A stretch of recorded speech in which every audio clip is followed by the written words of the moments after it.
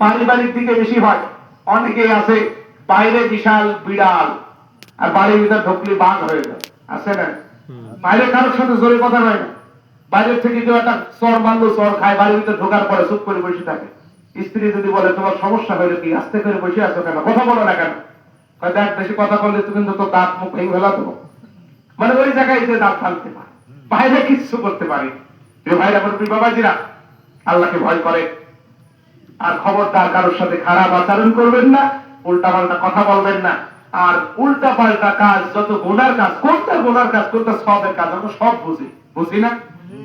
কোনটা ইলিশ মাছ আর কোনটা silver cup মাছ এটা তো ঠিকই বুঝি।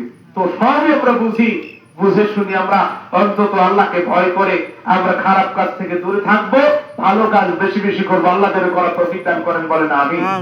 ভালো কাজ কি? আমার হোসাইন হুজুর ওয়াজ করছে, বাইজিদ হুজুর ওয়াজ করছে, আরো হুজুর ওয়াজ করছে, আমরা সব জানি, সব বুঝি।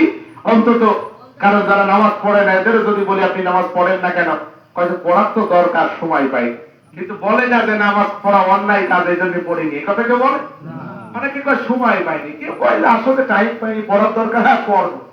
ভালো কাজ করার কথা বললে কেউ বলে না যে না এটা ভালো কাজ না, সবাই বলে ভালো কাজ করার দরকার, কিন্তু করতে পারি না। তো আমরা চেষ্টা করবো ইনশাআল্লাহ, যত ভালো কাজ আছে এগুলো আমরা করবো, আর অন্যায় কাজ থেকে আমরা দূরে থাকবো ইনশাআল্লাহ। আর কথা বলবো না।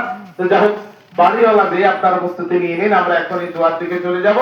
আমরা আর কথা বলবো না। আগামী দিন যদি আবার কখনো আসি, আজকে একদিন গলা নষ্ট করে হচ্ছে না, সামনে আবার সেই কুমিল্লা চাঁদপুর মাহফিল আছে, ওখানে যে ওয়াজ করা লাগবে, এই জন্য আপাতত শারীরিকভাবে অসুস্থ। আপনারা দোয়া করেন, আল্লাহ যদি সুস্থ করে আবার যদি কখনো আপনাদের মধ্যে আনায়, সেদিন আবার কথা বলবো ইনশাআল্লাহ। ওয়া মা তাওফীক ইল্লা বিল্লাহ, আলাইহি তাওয়াক্কালতু ওয়া ইলাইহি উনীব। আমরা দোয়ার দিকে চলে যাব। আমরা দরুদ পড়ছি, আল্লাহুম্মা